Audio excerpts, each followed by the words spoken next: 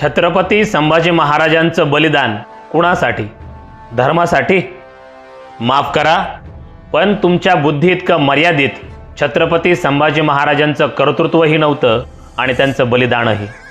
छत्रपती संभाजी महाराजांचं बलिदान होतं बहुजन प्रतिपालक छत्रपती शिवरायांनी स्थापन केलेल्या रयतेच्या स्वराज्याच्या रक्षणासाठी, स्वराज्यातील प्रत्येक जातीच्या प्रत्येक धर्माच्या माणसांच्या सुखासाठी, स्वराज्य समृद्ध करणाऱ्या कष्टकऱ्यांसाठी, शेतकऱ्यांसाठी, स्वराज्यासाठी लढणाऱ्या प्रसंगी आत्मबलिदान देणाऱ्या मावळ्यांसाठी, त्यांच्या कुटुंबियांसाठी, विविधतेने नटलेल्या मायभूमीसाठी, माय बहिणींच्या अब्रूसाठी, त्यांच्या सन्मानासाठी, स्वराज्याच्या अर्थात रयतेच्या खजिन्याच्या आणि गडकिल्ल्यांच्या संवर्धनासाठी, औरंगजेबाला फितूर झालेल्या आणि औरंगजेबासोबत गुपितपणे लढणाऱ्या परंतु छत्रपती संभाजी महाराजांना मदतगार ठरणाऱ्या मदतगारांच्या रक्षणासाठी, अभिमानासाठी, स्वाभिमानासाठी आणि हो, जे स्वराज्याला गद्दार झाले ना, ज्यांनी संभाजी महाराजांना पकडून दिलं ना, त्यांच्या देखील कुटुंबियांच्या रक्षणासाठी